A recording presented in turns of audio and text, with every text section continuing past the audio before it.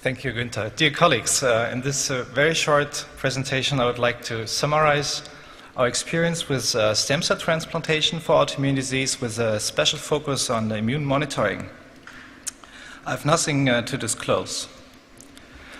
As for systemic lupus, you know that a lot of new biologic treatments have been investigated to disrupt the chronic autoimmune responses. And although effective in some cases, such studies failed to meet the primary endpoint, and some studies had to be disrupted and stopped prematurely due to side effects, especially here anti-CD40 ligand and tazecept. In addition, current treatments have to be maintained, also to maintain remission, and this is due to the fact, I think, that these treatments, such as belimumab or cyclophosphamide, do not target the autoreactive memory. In contrast, the concept of hematopoietic stem cell transplantation is to eradicate the autoreactive memory, followed by restoration of self-tolerance after regeneration of a juvenile and self-tolerant immune system here from hematopoietic precursor cells. This is mostly autologous stem cells. This is our clinical experience. We've been treating 21 autoimmune diseases since 1998 at the Charité. You see here the major indications are systemic lupus, systemic sclerosis, and vasculitis. The treatment consists of a conditioning regimen containing cyclophosphamide and ATG, which is a polyclonal antibody targeting T cells and also plasma cells, as we show later, and then autologous stem cells are reinfused. In the beginning, we had some problems with transplant-related mortality, which is overcome now due to more strictly patient selection and supportive care. And then we observed 3 relapses in lupus patients shortly after transplantation. The remaining patients are in stable remission despite discontinuation of immunosuppression, which is quite remarkably. Now, then we wondered how efficient is really the depletion of the autoreactive memory using this conditioning regimen. And the eradication is best reflected here by the disappearance of autoantibodies. First, we looked in anti-DSDN antibodies in lupus patients and found that before transplantation, patients had DSDN antibody production despite immunosuppression. Afterwards, all patients had no anti-DSDN antibodies in serum. But also the absolute titer of the overall antinuclear antibodies decreased remarkably, and some patients became ANA negative, an effect which was more dramatic in lupus patients compared to systemic sclerosis. But not only pathogenic antibodies, also protective antibodies, here vaccine-specific antibodies, were largely depleted to levels below the protection range, suggesting that these patients really had to get revaccinated. These data suggest that really the plasma cells are depleted by this regimen, and in fact we had the opportunity to look in the bone marrow in one lupus patient before and after transplantation, and this figure nicely showed that the plasma cells here stained for syndican are really largely depleted by anti-tumor-side globulin.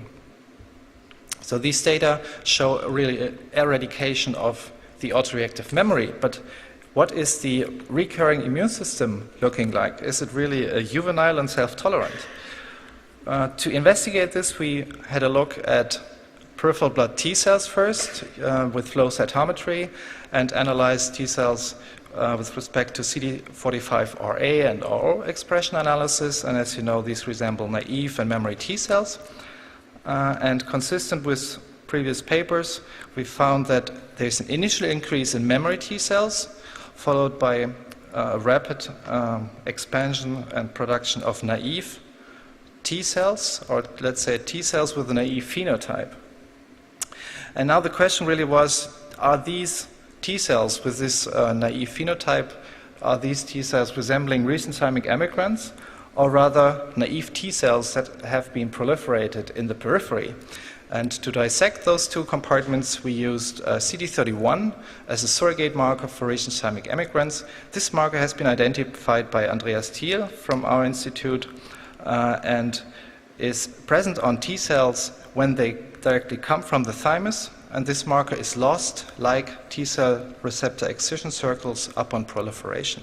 So when we analyzed T cells with this regard, we found that there was a recurrence of recent thymic emigrants starting 1 year after transplantation, with numbers rising and exceeding those of healthy controls, really suggesting a stable thymic reactivation. And this is stable for now up to 15 years after transplantation.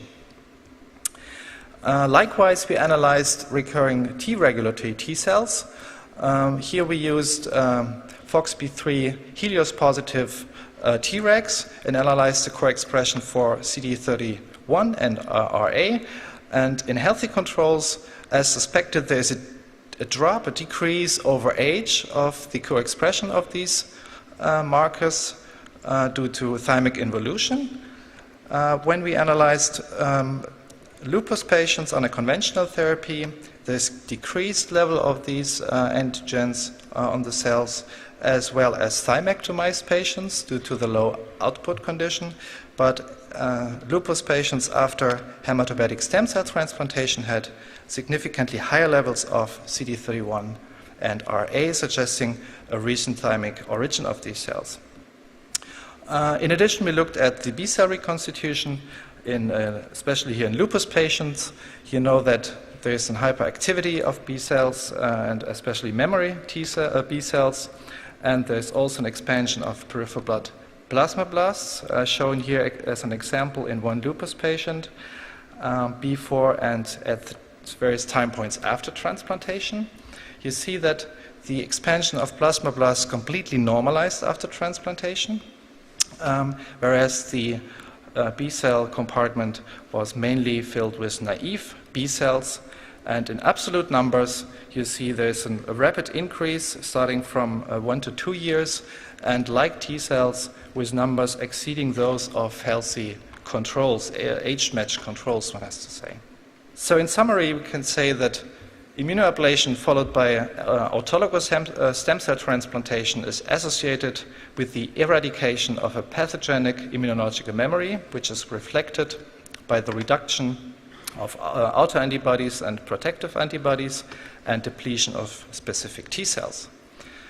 The reprogramming of the immune system in these patients is characterized by stable thymic reactivation, providing a new repertoire of conventional and regulatory T cells, a regeneration of naive B cells, and finally a normalization of interferon signature in lupus patients.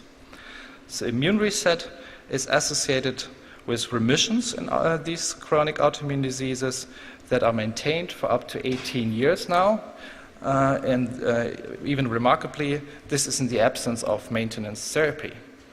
So to conclude, I hope I could convince you that immune reset has the potential to cure autoimmune diseases by both depleting of the autoreactive immunologic memory and resetting the immune system to a naive and self-tolerant state. But vice versa, immune reset also provides the proof of concept that a pathogenic immunologic memory is driving the chronic inflammation in such diseases. Finally, I would like to acknowledge the patients that have been involved, especially our hematologist Renate Arnold, and support from the German Rheumatism Research Center with Andreas Radbuch and Andreas Thiel, and finally you for your attention. Thank you.